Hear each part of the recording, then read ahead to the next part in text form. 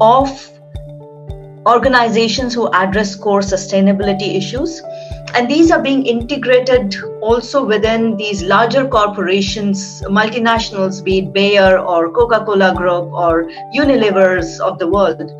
And what they're trying to support or encourage through their different initiatives is to find solutions.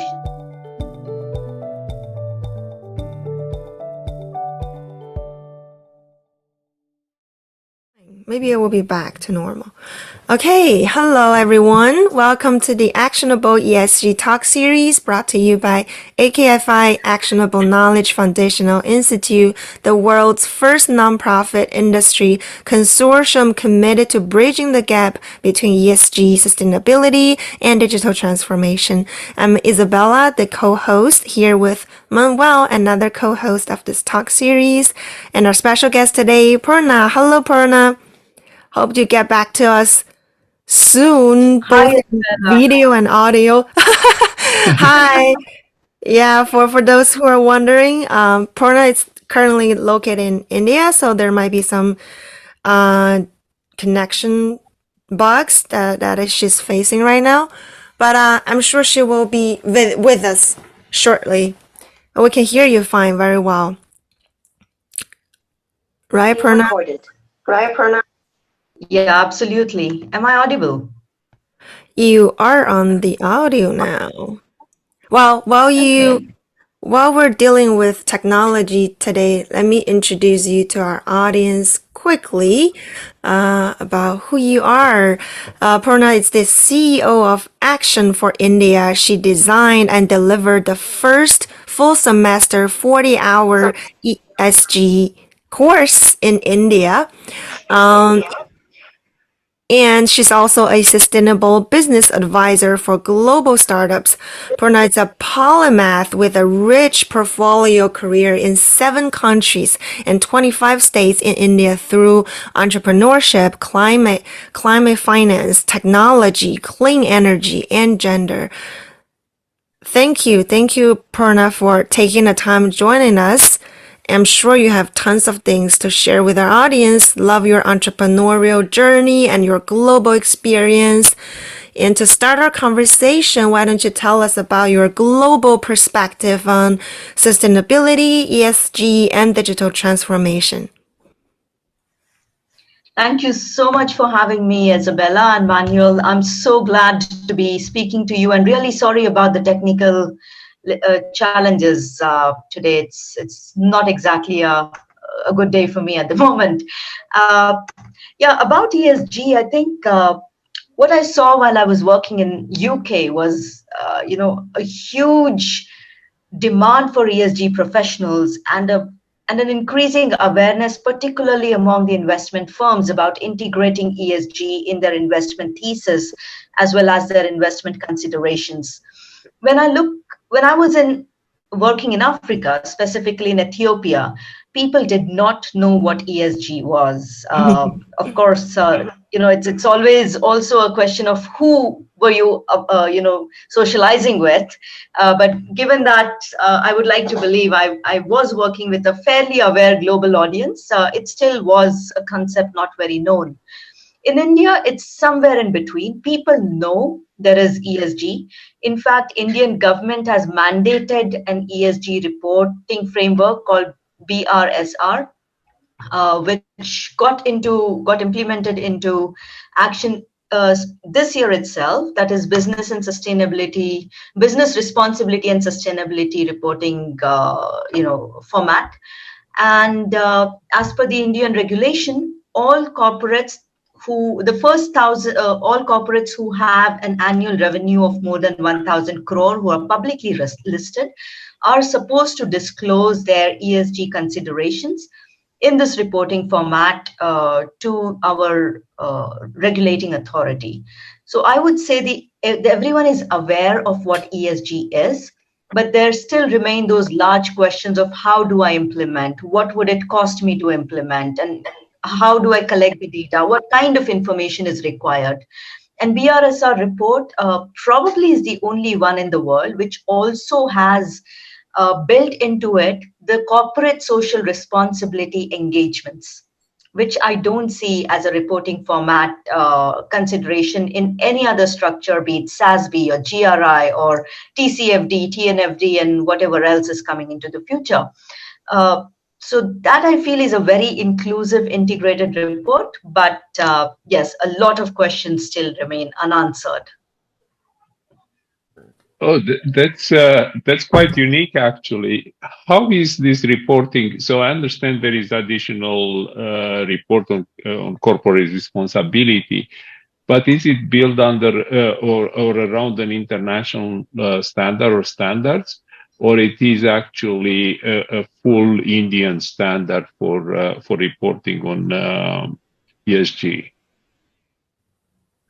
So BRSR is actually very much aligned to the UN SDGs, which I believe is the framework for, in general, sustainable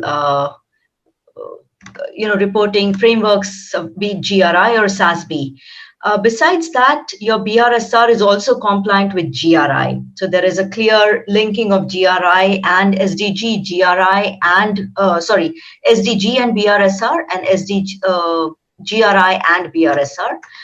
The Business and Sustainability Report of the Indian government has three main heads. The first section is general disclosures. The second section is management and process disclosures. And third section is where it gets into the nuances of corporations and their way of doing business, which is principle-wise performance disclosures, which within it has two components. One is the essential indicators, which are absolutely mandatory to report on. And then there are leadership indicators, which are voluntary disclosure, more of a good to have or nice to have than a must have. Thank you for sharing, because this is really a very advanced stage. I don't think even the European community is that advanced in requiring companies to fully disclose that soon. That's right. In fact, I think even before the European Union got into mandating these sustainable frameworks, I think more recently the TCFD, Indian government had passed this regulation. Oh, thank you. This is definitely news, and I hope all listeners are really interested, and they'll probably research more, because that's definitely the way to drive the ESG and sustainability. And Prerna, my next question is sort of connecting innovation and ESG integration. So would you want to share some of your experiences on how innovation works toward the ESG integration? Sure, Manuel. In fact, I'm at a very strategic advantage of working with some of the most promising and innovative sustainable startups in my current role as the CEO of Action for India. Here, what we have seen is there is a growing demand of organizations who address core sustainability issues. And these are being integrated also within these larger corporations, multinationals, be it Bayer or Coca-Cola Group or Unilevers of the world. And what they're trying to support or encourage through their different initiatives is to find solutions to the regulatory mandates to meet their ESG goals. For example, the extended producer responsibility requires that these manufacturers and producers take care of the end use of their plastic waste. Now, there is an entire ecosystem and a whole set of social entrepreneurs or innovators or sustainable innovators, whatever you'd like to call them, who are building startups who address specifically these issues. So we have worked with one startup called Recircle in India, who's created this concept of plastic credits. So he collects plastic waste from households, from vendors, from large bulk producers of waste, segregates it, manages it, repurposes it, and disposes it safely. And organizations like these multinationals collaborate with him to meet their extended producer responsibility. So this is a beautiful integration of both upstream and downstream ecosystem to help organizations manage their sustainability goals and criteria. This is just one of the examples. Another example I can give, and this could be very, very relevant for organizations in the agriculture or agri-based industries, particularly those beverage manufacturers. So water stress is a major concern in India, and we've had several farm suicides and a lot of food security related concerns, especially because of the water challenges. And there is one entrepreneur, very innovative, who's identified the different layers of water table, and he's using advanced technology of hydrogeology as well as nanorobots to perforate existing bore wells so that the farmers can replenish their water table directly through other layers of water table between the surface of your land and the end of the bore well. At the same time, provide access to water and rejuvenate the oldest layer of water table. So this organization is called Bore Charger under Urdhvam Envirotech. And there are hundreds of such examples I can share, but I'm aware of the time limit as well. So I'll stop here. Thank you. A sort of a follow-up question, but as we deal with sustainability chains, so you mentioned Pepsi-Cola and Coca-Cola, for instance, or the large global beverage companies. One of the problems we started to notice at the Actionable Knowledge Foundational Institute was that as the requirements as you move on farther and farther away on the supply chain from these companies, the large global companies, the requirements for sustainability in ESG are compounding, are growing, and they end up with the smaller suppliers, the smaller SMEs, actually having the larger burden to report, and there are the less equipped to report. Any comments on that? I completely understand this challenge, because in one of my previous roles, I was working with the largest global philanthropic organization in India on small and medium enterprises. Now, the challenge with these SMEs is they may comply to the local regulations, but in a complex country like India, which is a federal government, you have state regulations and central regulations, which they have to comply to. There are so many regulations together, be it their industrial management, people management, labor, etc., that it's very impossible for organizations to even know what regulations they are supposed to follow and then comply to it and continue to comply to the upgradations of these regulations, because communication of any change in the regulation is a big gap, right? So, and you're not waiting online and seeing what has changed now. The second problem I see is the access to capital, because sustainable initiatives in the beginning do need business innovation, technology innovation, as well as investments to replace or upgrade your environment unfriendly business machinery or processes or products. And not all of them are equipped to do that. Not all of them have access to capital to do that. And more importantly, they are not aware of how do they address this challenge. And that could also mean an existential crisis for these SMEs. So I believe while organizations are enforcing ESG norms, investors in particular, the investment, the financial support, the technical assistance that they provide to their big multinational corporations should also trickle down to the supply chain and not be limited to these big organizations who can afford to do this on their own. So there has to be a responsibility down the supply chain of passing on the information as well as investments for sustainability enablement. We see actually we're approaching that from different angles, but we see digital transformation being a potential enabler or building a communication channel up and down the supply chain and making the data flowing a little bit easier. Because I think what you're describing, it's also a data model for how the information should go from one end to the other of the supply chain. And of course, the smaller companies, as you mentioned, they are not so well equipped to support large IT departments.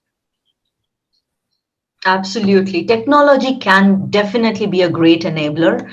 But besides technology, there is also innovation, and there is also identification of gaps of where innovation is needed, which I think is equally critical. Yes, that's absolutely, yeah. And by the way, I'm taking notes. I'm looking down because of that. We moving on. In some of your postings, you talked about the total global assets under management in sustainable investments, and I know you are very much interested in investments. And about a third of the total assets under management, and about $1 billion, according to the survey you provided in 2021, was used for the data part of the sustainability. So, and I know this is a big question, but how developing countries and SME can adopt and deliver sustainable goals. And I think you already covered part of this question as you described the SMEs, as you describing the innovation, but taking more of a financial perspective at the question and give us a little bit of insight. Sure, Manuel. If I look at the Indian ecosystem, when I came back to India, almost after 3 years of staying abroad, the whole scenario had changed. I did not recognize the country I returned back to. Startups way back in 2014 were somewhere, I think, in the range of single-digit thousands or probably even hundreds. And in 2022, we have 77,000 registered startups in India. Wow. And that has been, there's been a huge regulatory push from the government of India in terms of policies which encourage startups.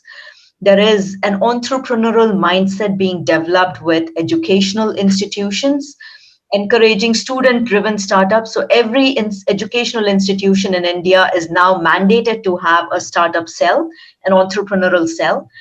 And with that comes, a proliferation of angel networks. So earlier, what used to be this, we could literally count the number of angel groups we had in India. Today, we have all kinds of angel networks which have sectoral focus, thematic focus, regional focus, also very specific interest-based focus. For example, we have this is impact angel networks who focus on impact and sustainable startups, and we have organizations like Kari Keba Angels, which is focused on a specific geography of India, primarily promoting entrepreneurs coming from the state of Bihar in India. Then we have Marwari Angels. Marwari is a community within, the Indian ecosystem. So these have kind of come up in the last few years, and we also see the angels themselves upgrading. So after a few years of angel investments, they kind of naturally converge to becoming VCs. So there is investment, there is the ecosystem. The bigger question is it enough? And how much is good enough? So these questions are not being addressed at the moment, or not fully being addressed. Another source of investment or funding I see is also all these multinational corporates coming up with their own startup accelerators. So we obviously have Google startups, we have SAP Labs startups, we have uh, Microsoft startups, but more and more we are seeing organizations like Cisco or Amazon running their startup challenge or running their entrepreneurial initiatives to identify, promote, and support sustainable startups. So I think these are new sources of funding or avenues which didn't exist 5 years ago. And they do give very good amounts. So the winners of these startup challenges get up to $100,000, which is a very good investment amount to start off if you are in your MVP stage or pilot stage of your enterprise. So I do see that being a very promising avenue. And then there is also this, I won't call this growth of climate related funds, because it's the quantum of investment is very less compared to what is needed in the ecosystem. But we do see a lot of focused funds entering the market. There are, which are very clearly with a mandate of climate and green investments. So that is promoting more sustainable startups, agri-tech startups, your circularity focused startups. Oh, thank you. That's amazing, actually. As you mentioned, in about 7-8 short years, it's a growth from less than 1,000 to 77,000, if I remember correctly. That's nothing short of a miracle growth of the startups ecosystem. And as you said, in sustainability, still startups need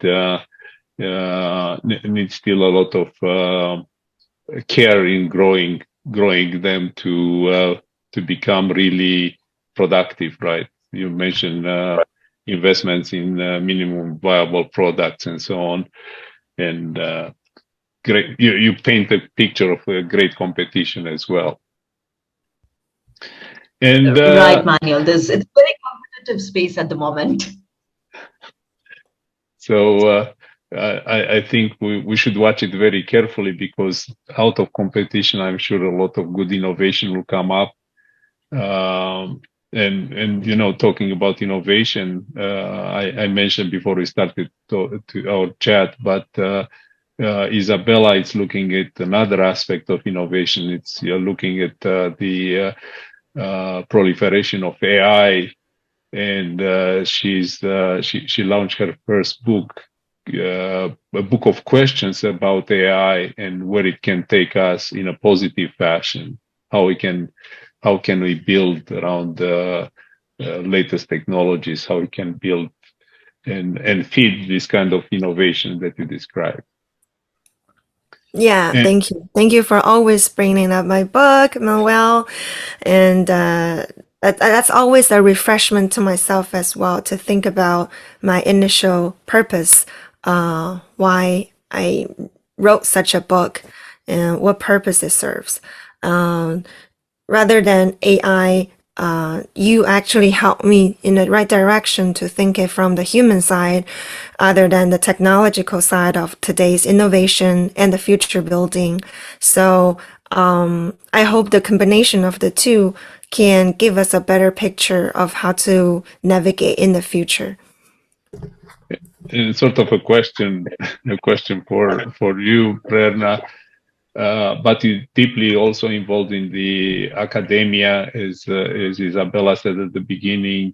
You launched the first ESG full program, 40 hours program, at the IIT Institute in India, the Technology Institute in India. And part of that, when they graduate from their classes, what advice do you give the graduates, let's say the ones which are going to graduate next year and beyond?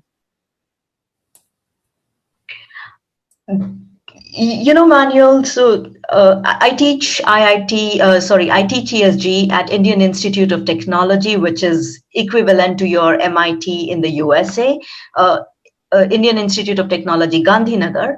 And I also teach an executive course on ESG at Indian Institute of Bangalore, which is equivalent to your Oxford of the UK, one of the top-rated MBA colleges in India.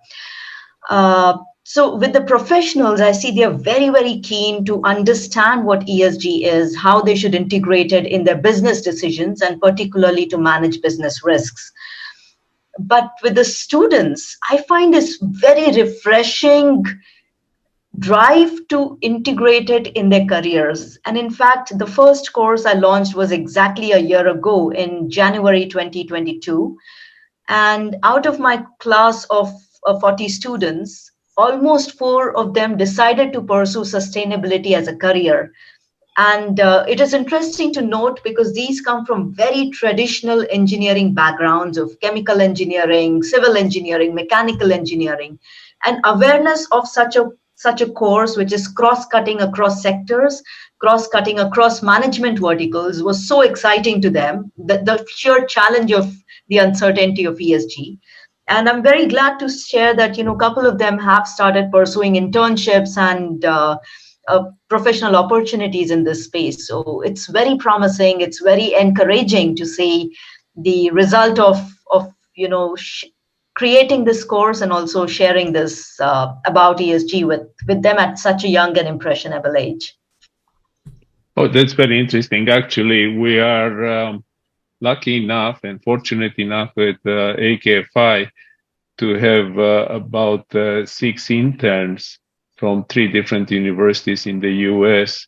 And we see the same as interns. They come to us and they want to learn about sustainability, about ESG.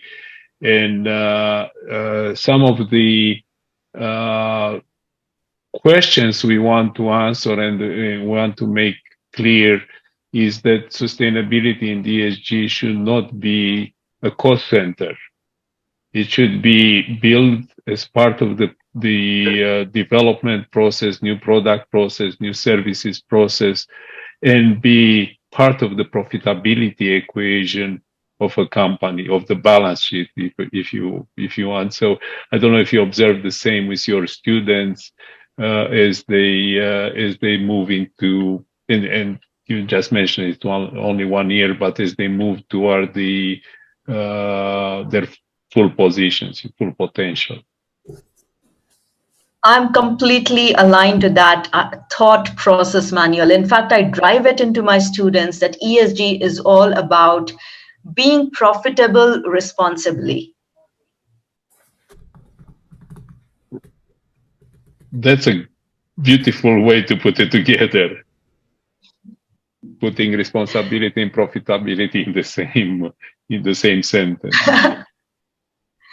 Yeah, we want our next generation of leaders to have to be empathetic leaders with a very strong concern for the society and the environment and the planet that they work in, unlike our predecessors. So I think it's also a moral responsibility as a professor to imbibe that conscious leaders, for our future. Absolutely. I would like to turn it to Isabella. Our time is short. It's amazingly short for as many questions we still have to answer. But I'll turn it to Isabella. Thank you. Well, we're just going to wrap up today's talk with some of, useful key takeaways to our audience from everything you shared, Prerna. What advice, if you have to list a few of them, or your top advice for our young entrepreneurs who wants to pursue their career or their next endeavor in the sustainability, what's your takeaway? I'll keep it very crisp, Isabella, and I'll say that there is no escaping ESG, whether or not you like it, whether or not you want it. It may not stay in the form of ESG, but sustainable businesses, responsible leadership is the way forward. And it is in everybody's best interest to understand what it is, how it helps their business, and adapt and integrate it into the core purpose of your business and operations.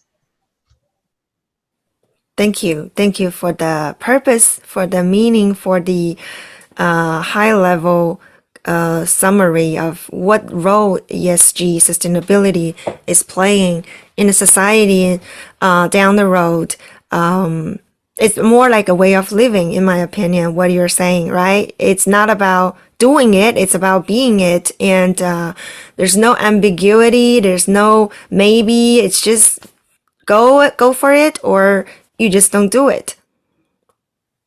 Absolutely. I think you articulated it perfectly well. Living Thank you. living sustainable, or sustainability in living. So Yes. great, very great point. Great Prerna, great Isabella. I don't know if Prerna can turn the camera on one more time so we can see her, but if not, we can wrap up. Thank you. Yeah. This is gonna be a special talk. Everyone's gonna remember. It's a great marketing actually, because the speaker it's we're joining us on audio, but she wants to be there also on video, but she couldn't. There's a plenty of things we can talk about for this series. So in a way, it's funny, it's interesting, and really appreciate this conversation, of all these talks we're doing to bring awareness, to educate people. Like Prerna says, we need to sink into this topic just to make us aware of what is about sustainability. And thank you for all of your insights, your real world case scenario. And thank you to all of our audience for always joining us on every Wednesday, 11 a.m. ET. Make sure you're tuning in every week for a new episode of Actionable ESG Talk series, where you can gain new perspectives on how to mitigate risks and create value by integrating ESG and digital transformation. Thank you all so much. Until next time, bye. Thank you Bye, so Prerna. much, Isabella and Manu. Bye-bye. Thank you.